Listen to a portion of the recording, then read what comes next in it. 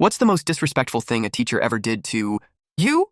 I'll never forget how small the plastic chair felt when Mrs. Henderson called me to stay after class in 5th grade. My legs were too long for it, and my knees bumped against the underside of the desk. I had dirt on my jeans from recess and a smudge of chocolate, milk on my shirt collar. The classroom was empty except for us, and the afternoon sun made dust particles dance in the air. "Thomas," she said, folding her hands on her desk, "I need to talk to you about your essay." My stomach dropped. I'd spent 3 whole nights working on that paper about our family traditions. Mom had even helped me with the spelling since words were never my strong point. I thought it was the best thing I'd ever written. Mrs. Henderson slid my paper across her desk. A big red F stared up at me, alongside a note, "This is clearly made up. Please redo with your real family traditions."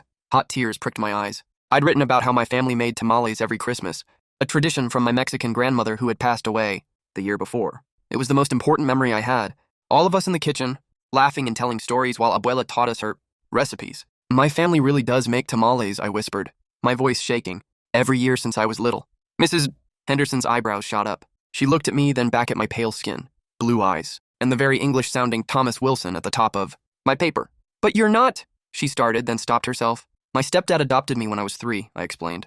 "But my grandmother was from Mexico. She was my real grandmother." The silence that filled the room was heavy. I stared at my sneakers, wishing I could disappear. Then I heard Mrs. Henderson stand up and walk to the window. "My mother," she said quietly, "made pierogies every Christmas. Her parents came from Poland, but she married my father, who was Vietnamese. No one ever believed those were our family traditions, either." When she turned back to me, something had changed in her eyes. She picked up my paper, crossed out the F, and wrote, "Let's talk more about this instead." The next day, Mrs. Henderson asked me to share my essay with the class. My cheeks burned as I read about Abuela's hands guiding mine, to spread the massa just right. When I finished, the classroom was quiet for a moment. "Thomas," Mrs. Henderson said, "would your family be willing to show us how to make tamales for our Cultural Heritage Day next month?" 2 weeks later, my mom and stepdad came to school with pots and ingredients. Mrs.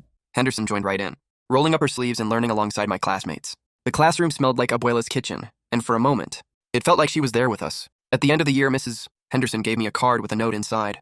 "Thomas, the most disrespectful thing I ever did was doubt your story. But the greatest gift you gave me was the chance to learn. That family isn't about what we look like. It's about the traditions that live in our hearts, passed down through hands that loved us enough to teach us who we are."